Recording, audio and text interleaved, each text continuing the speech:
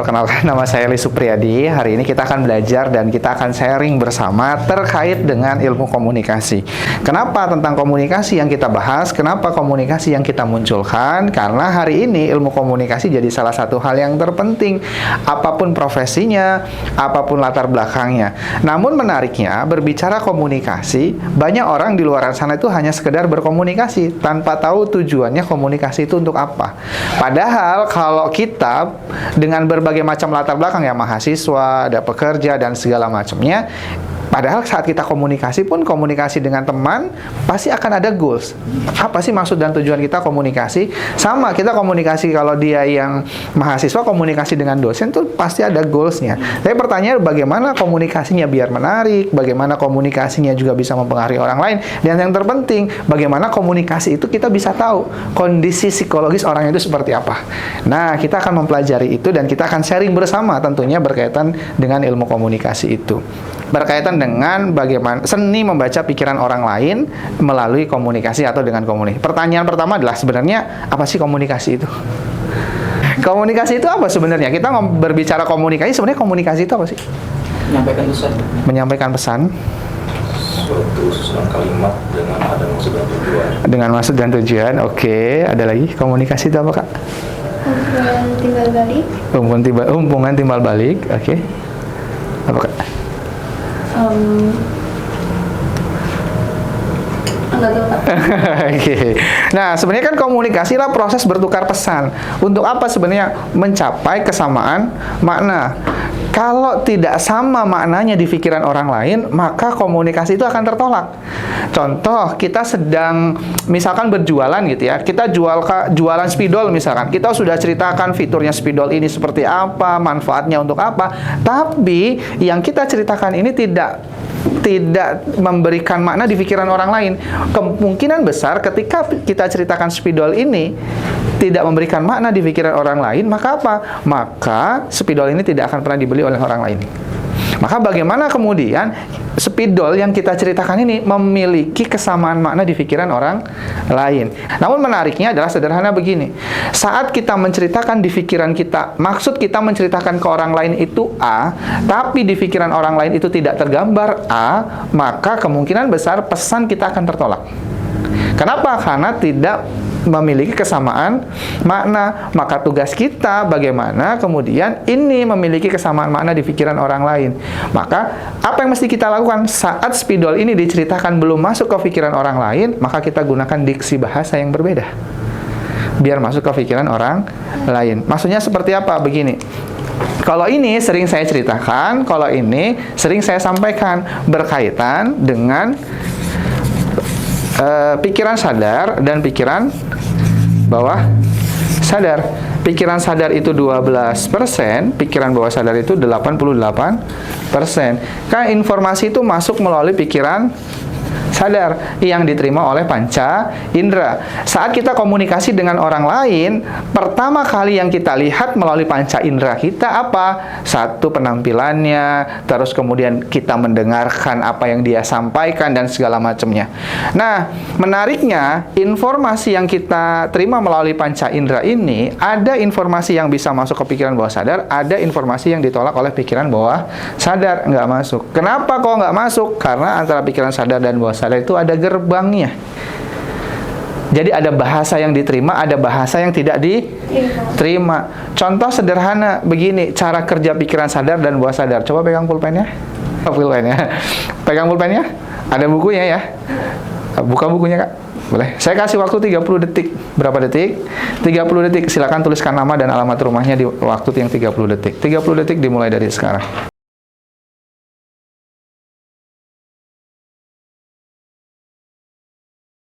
Satu, sudah? Nah, selanjutnya kakak-kakak semua, sekarang saya persilakan pindahkan pulpennya ke tangan kiri. Saya kasih waktu 1 menit, silakan tuliskan nama dan alamat rumah seperti menulis dengan tangan kanan. Silakan.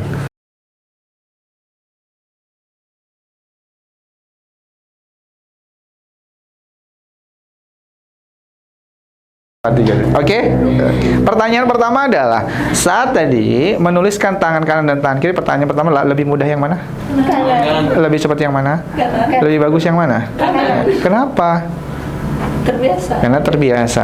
Yang kedua adalah apa yang terbangun di pikiran kakak-kakak semua saat saya minta pindahkan pulpennya ke tangan kiri dan mulai menuliskan.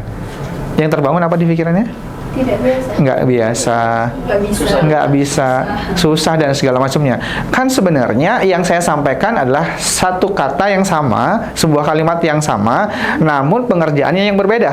Iya. Tapi memberikan makna yang berbeda di pikiran. Makna yang pertama, gitu ya, diterima langsung oleh pikiran bawah sadar karena itu sebuah kebiasaan. Oke, yang kedua tidak masuk ke pikiran kita karena apa? Karena ditolak informasi yang saya sampaikan.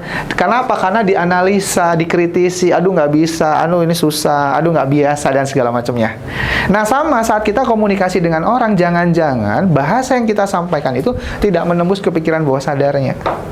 Kenapa? Karena barangkali pertama kali kita ketemu tidak membangun hubungan dengan baik.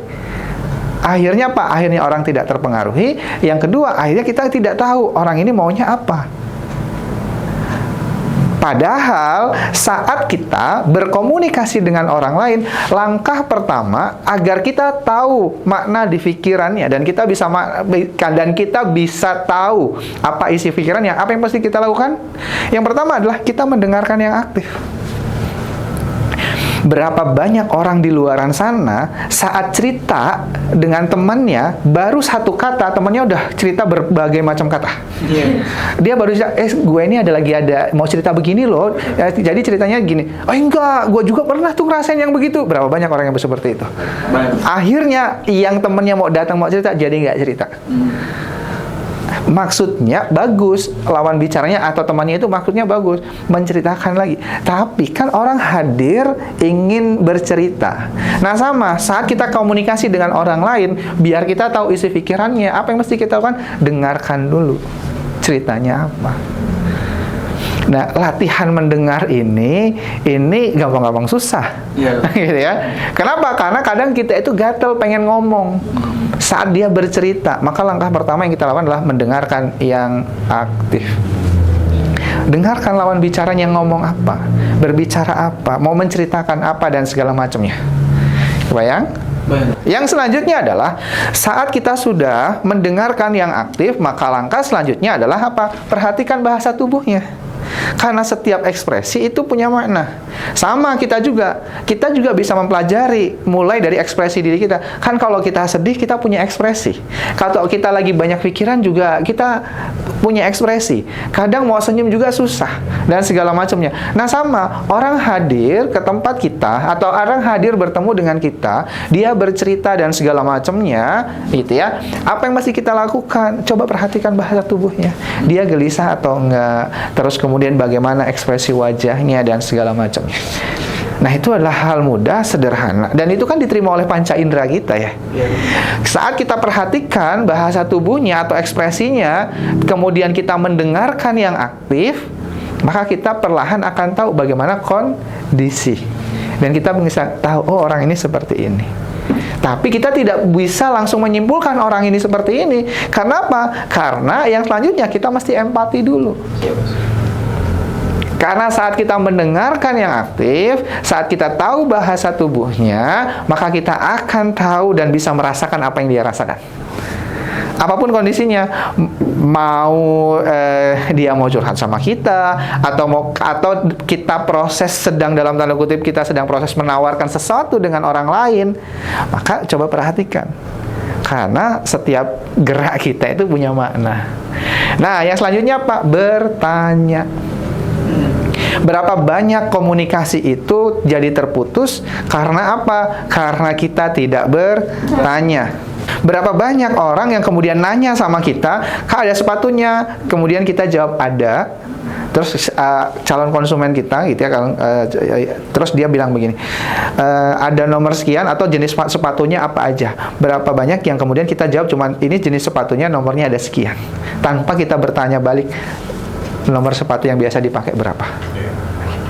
Padahal dalam ilmu komunikasi atau dalam jualan, siapa yang dia bertanya, dia jadi pemenangnya.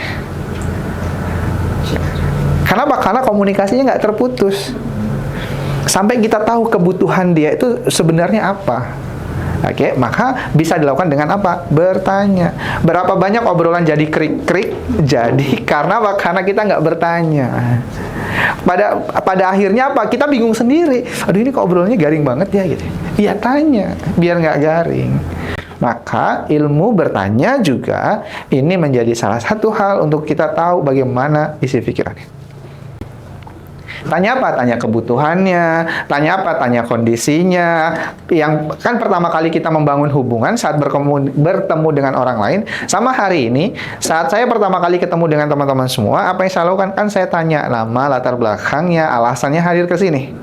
Untuk apa? Saya biar tahu yang pertama, mengenali satu persatu itu siapa. Yang pertama. Yang kedua, itu bagian dari proses saya bertanya. Biar apa? Oh, latar belakangnya ini dan segala macamnya. Selanjutnya adalah hindari apa? Mind reading. Mind reading itu, kita itu apa ya? Membaca pikiran orang lain. Tiba-tiba menyimpulkan, oh ini maksudnya ini. Padahal belum tentu itu maksudnya. Orang ceritanya itu belum sampai di akhir, kita sudah menyimpulkan di tengah. Maksudnya ini kan? Orang jadi nggak tertarik lagi ceritanya. Karena apa? Karena kita coba-coba membaca pikirannya. Kenapa? Karena kita mengasumsikan, oh dari cerita ini, oh kayaknya ini deh maksudnya. Tapi belum tentu. Maka proses mind reading ini, hindari mind reading, itu dikurangi. Hindari bahkan.